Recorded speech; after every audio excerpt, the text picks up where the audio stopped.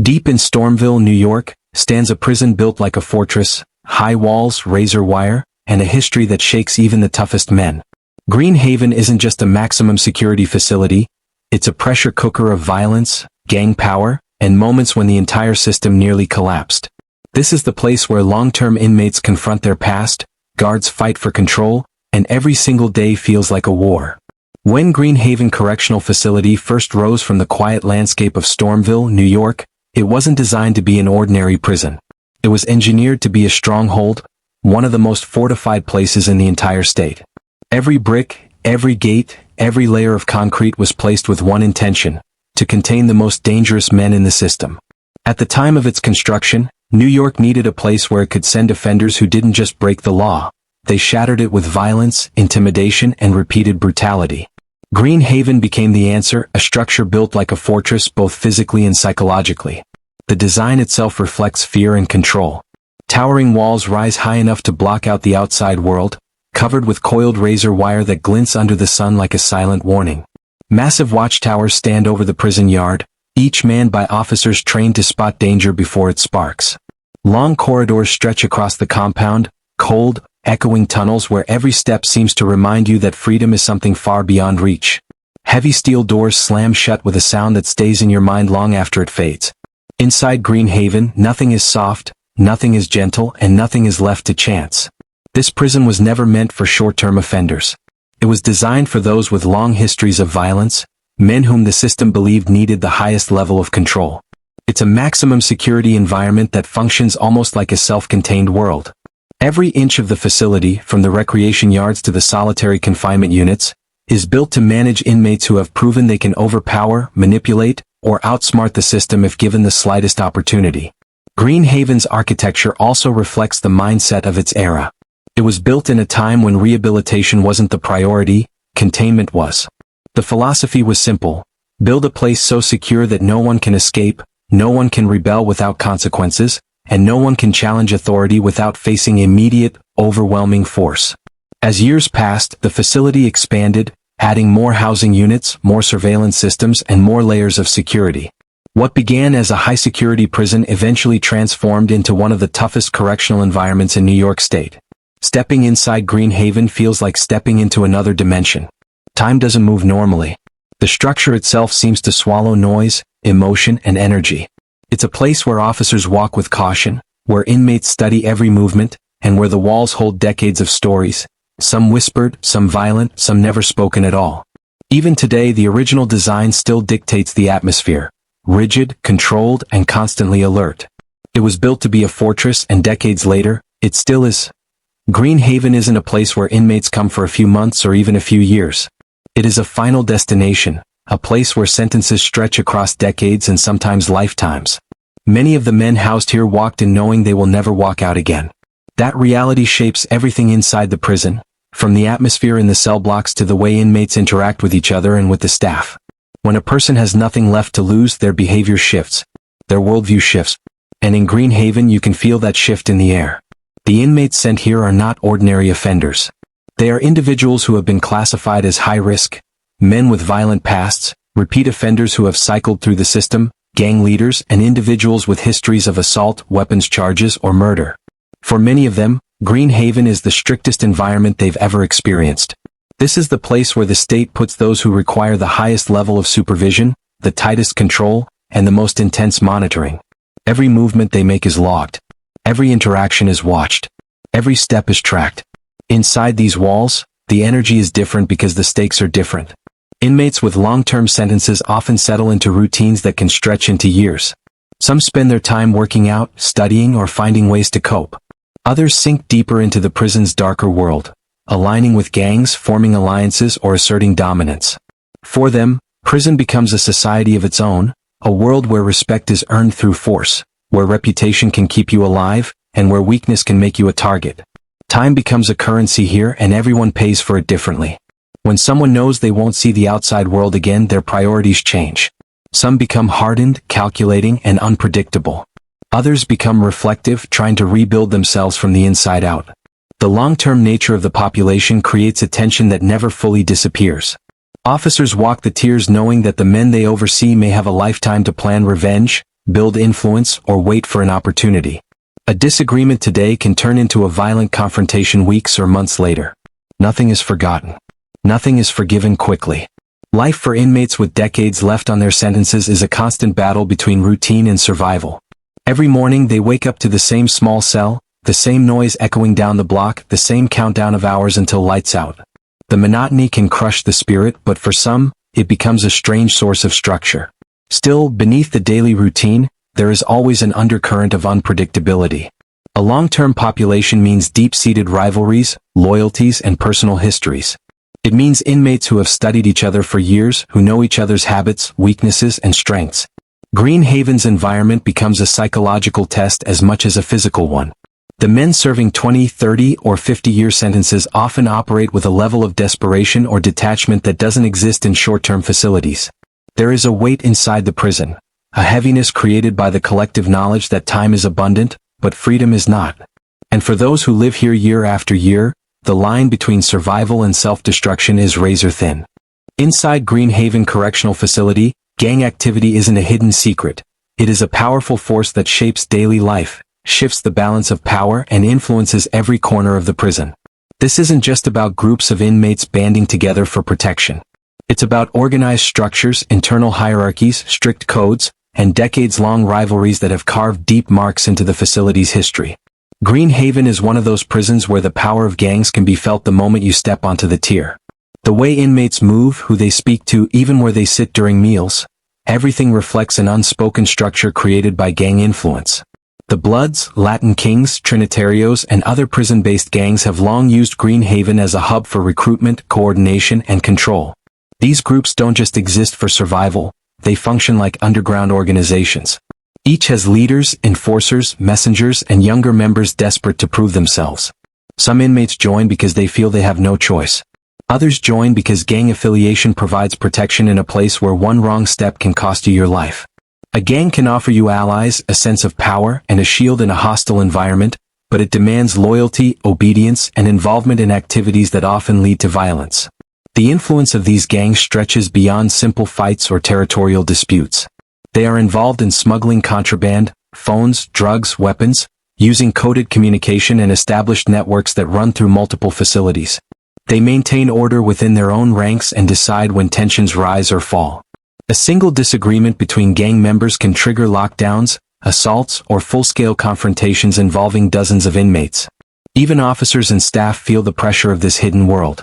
They know that behind every silent glance, behind every passing conversation, something bigger may be unfolding. What sets Green Haven apart is how deeply embedded gang culture has become in the prison's identity. Some inmates arrive already connected to street gangs. Others are recruited inside, where the need for protection becomes overwhelming. But regardless of how it begins, the power dynamics shift constantly. New alliances form. Old rivalries resurface.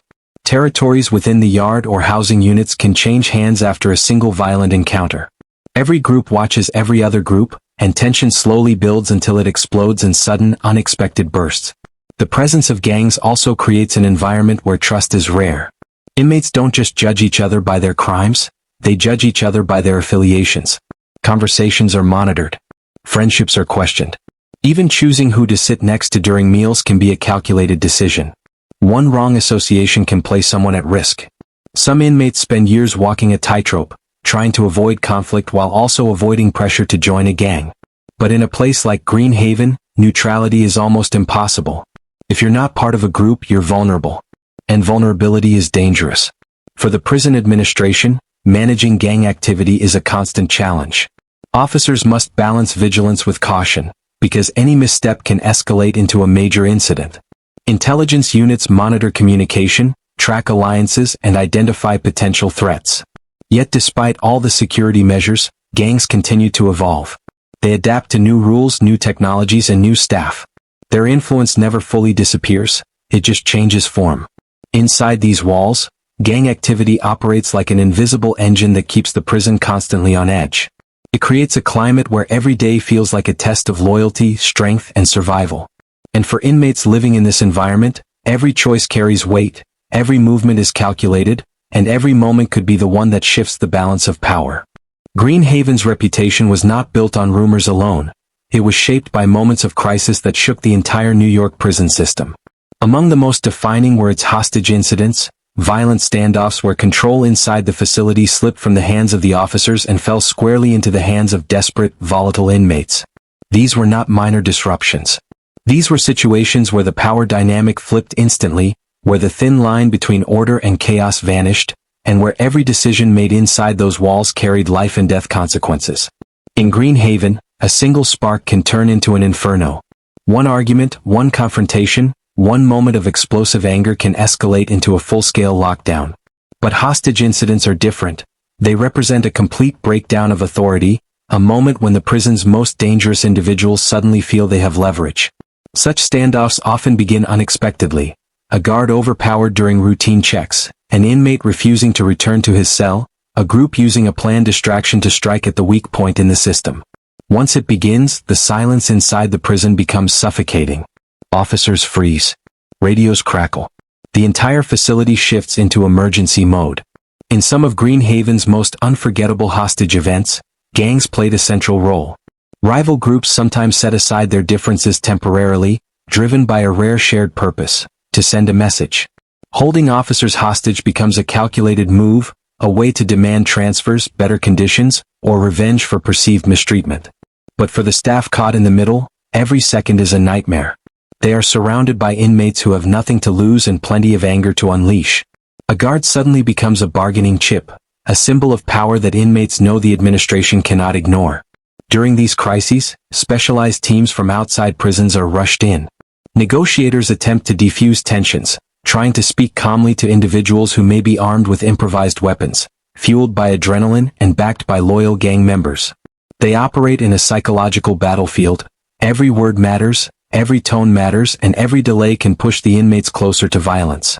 Officers stationed in watchtowers hold their breath, observing every small movement inside the yard or housing unit.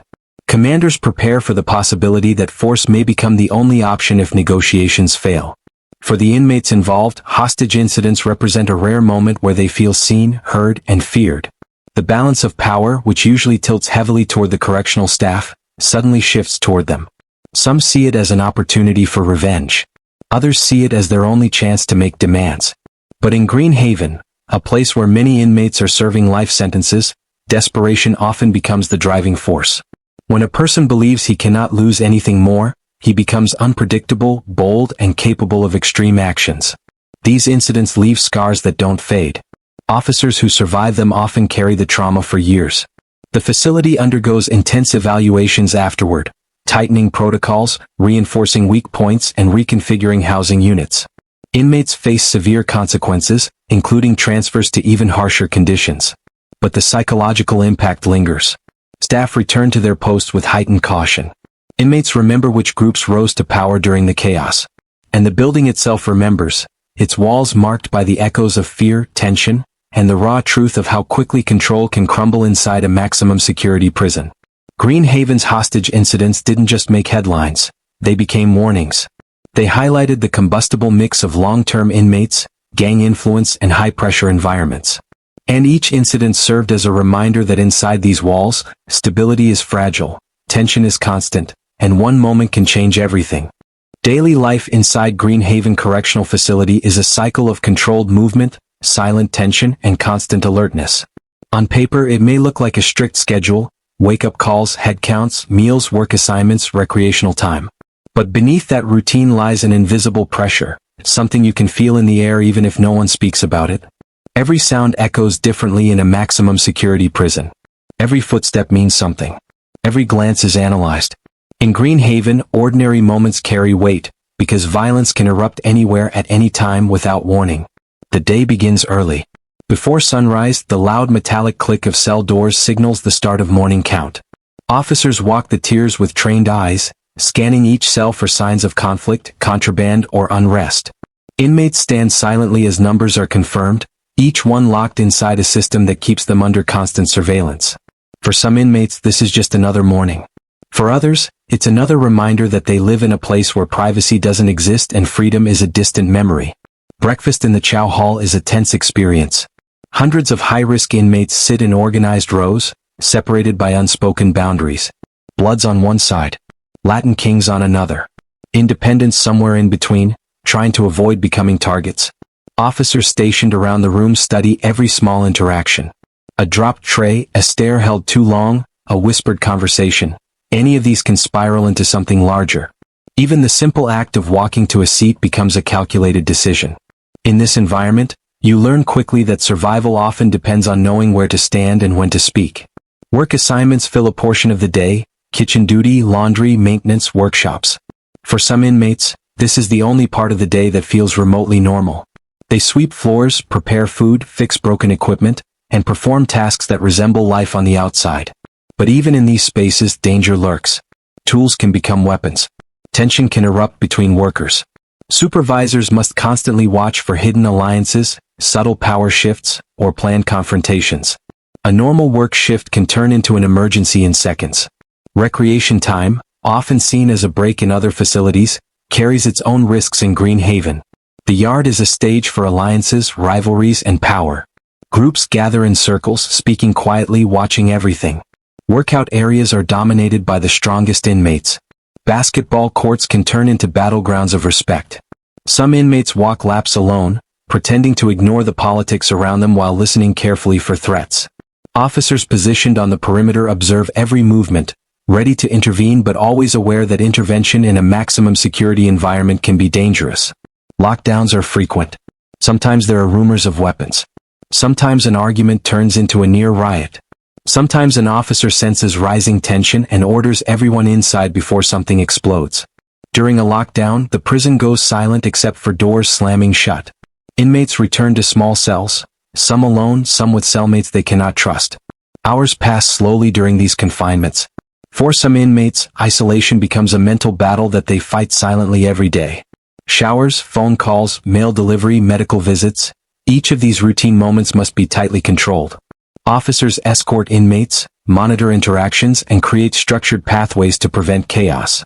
But even with strict procedures, the prison remains unpredictable. A single piece of news from the outside world can shift a man's mood.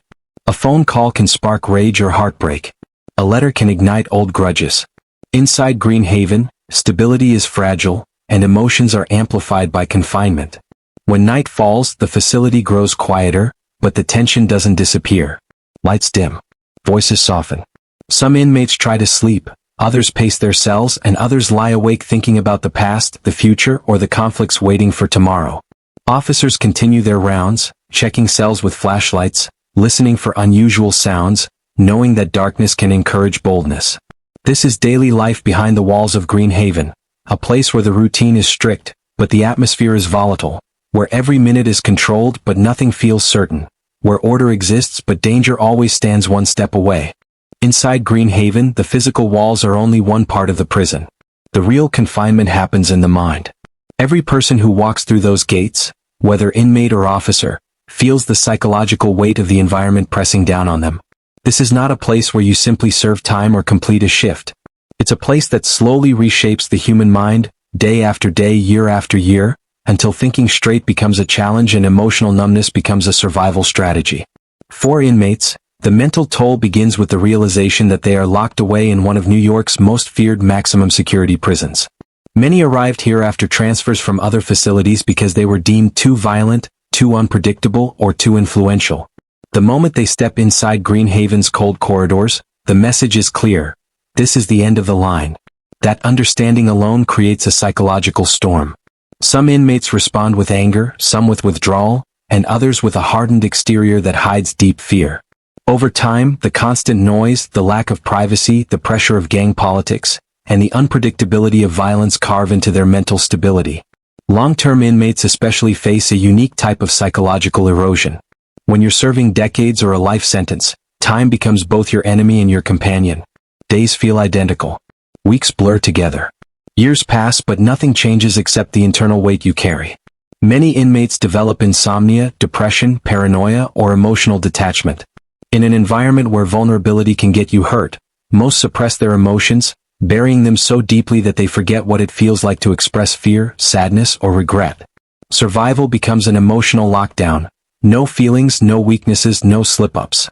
The constant presence of danger amplifies the stress. Violence can break out without warning. Tensions rise in the yard. Lockdowns shut down movements. Officers shout orders. Gangs watch every step. You eat with tension, walk with tension, sleep with tension. Even friendships inside are complicated. They can be a lifeline or they can become liabilities. Inmates live with the knowledge that at any moment, conflict, betrayal, or retaliation could change their life dramatically. This creates a hyper-alert mindset, a constant state of mental readiness that drains the brain day after day. But the psychological toll doesn't end with the inmates. Green Haven changes the people who work there too. Officers walk into every shift knowing they are outnumbered by hundreds of high-risk inmates who carry decades of anger, trauma, and gang loyalty. They move with caution, always alert to body language, tone of voice, and the smallest signs of brewing violence.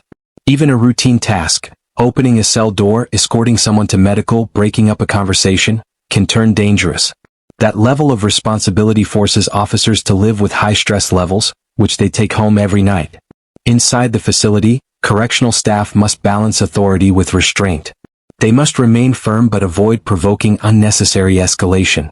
A single mistake, a harsh word, a misread situation, can trigger chaos. Over time, many officers develop their own psychological armor. They disconnect emotionally, speak less, smile less, and keep their guard up constantly. The job changes their personality. Some become hardened. Others become anxious. Some burn out. Some carry the trauma silently long after they retire. Even counselors, nurses, and administrative workers feel the prison's atmosphere. The tension, the aggression, the noise, the unpredictability, it all leaves a mark. Many staff members learn to compartmentalize their emotions just to get through the day. Green Haven becomes more than a workplace. It becomes a psychological battlefield where both inmates and staff fight unseen wars inside their own minds. What makes this toll so powerful is that it is continuous. There is no break from the pressure, no real escape from the environment, no moment when your guard can drop. Whether you're locked in a cell or standing watch in a corridor, Green Haven demands a level of mental endurance that few people outside the system fully understand. It shapes thoughts, behaviors, reactions, and emotions, creating a lasting imprint that follows people long after they leave its gates. Security inside Green Haven Correctional Facility is not just a system. It is a living machine, constantly adjusting, constantly tightening, constantly responding to the unpredictable environment created by hundreds of high-risk inmates. In a prison known for gang influence, long-term sentences, tension-filled yards, and past hostage incidents, maintaining control is a 24/7 mission. Every officer, every camera, every locked door, every policy exists for one reason: to keep order in a place where chaos is always waiting for the smallest opportunity to break through. One of the first things anyone notices here is the layers of security.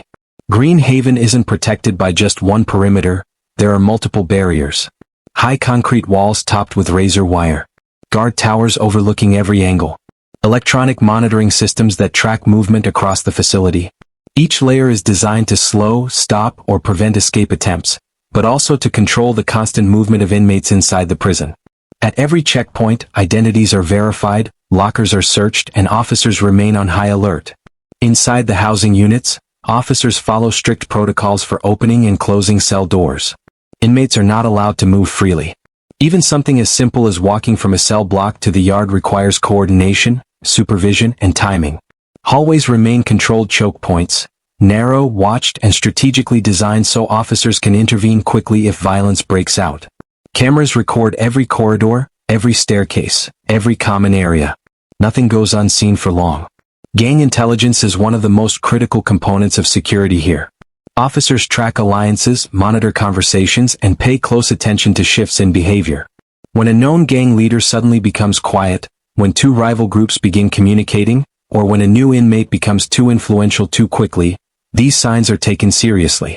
Intelligence teams work behind the scenes, gathering information, analyzing patterns, and anticipating problems before they explode. Preventing violence is often a matter of staying one step ahead of the inmates who plan it. Searches are routine and relentless. Cells are inspected for contraband, makeshift weapons, hidden phones, coded messages, and smuggled drugs. Common areas are swept regularly. Even the yard is monitored for unusual gatherings or hand signals. In a prison like Green Haven, contraband is not just illegal, it's dangerous. A single hidden blade or smuggled phone can shift the balance of power inside the facility, allowing an inmate to influence others, coordinate attacks, or maintain gang operations beyond the prison walls. Emergency protocols are drilled with precision. Officers train for riots, hostage situations, medical emergencies, fires, and escape attempts. When alarms sound, everyone knows exactly where to go and what to do. Response teams move in formation, communication centers activate, and the prison enters a controlled lockdown. These rehearsals are not performative, they are essential. Green Haven's history proves that emergencies can escalate in seconds, and only immediate, coordinated action can prevent bloodshed. Movement inside the facility follows a strict schedule. Inmates are escorted in groups, separated by gang affiliation when necessary, and watched closely during transitions. Meals, recreation, showers, medical visits, each is carefully planned to reduce the chance of conflicts. Officers know the patterns of violence in the prison, when tensions rise, where fights typically happen, and which inmates need closer monitoring. These patterns inform the daily security strategies that keep the prison running. At night, the facility becomes even more heavily monitored. Officers patrol silently with flashlights, checking for hidden activity. Cameras switch to enhanced monitoring. Control rooms track movement, listen for disturbances, and watch for unusual noise patterns. For some inmates, the night feels like a temporary quiet. But for the officers, it is another shift of vigilance, because silence can be deceptive, and nighttime incidents can be some of the most dangerous. Everything inside Green Haven revolves around the balance of power, security versus chaos, control versus rebellion. The strategies are layered, calculated, and constantly evolving. But the truth is clear. In a maximum security prison filled with long-term high-risk inmates, there is no room for error. One mistake, one blind spot, one overlooked detail can shift the entire atmosphere of the facility. That is why security here is not just a system, it is a mindset, a discipline, and a daily battle to keep order in a place built on the edge of volatility. In the end, Green Haven Correctional Facility stands as a reminder of a reality few people ever witness, an environment built on steel, silence, and survival. It is a place where the strongest minds are tested, where power shifts without warning, and where both inmates and officers wake up every day knowing that one moment can redefine everything. Inside these walls, life is not measured by comfort or certainty. It is measured by discipline, awareness, and the ability to endure the pressure of a world that never relaxes, never forgives, and never forgets. Green Haven is more than a prison. It is a living battlefield of human behavior, where violence, fear, loyalty, and resilience collide every single day. For some, it becomes a place of reflection. For others, a place of regret. And for many, a place where survival becomes the only goal left. But whether a person wears a uniform or a prison number, everyone inside pays a price, psychologically, emotionally, and sometimes physically. As the gates close and the echoes fade into the night, one truth remains: Green Haven is not defined by its walls, its cells, or its fences. It is defined by the stories of the people who pass through it, stories of struggle, conflict, justice, pain, and the fragile hope that someday something might change. And that is the haunting reality of Green Haven Correctional Facility. A place built to contain danger but shaped by the human lives trapped inside it.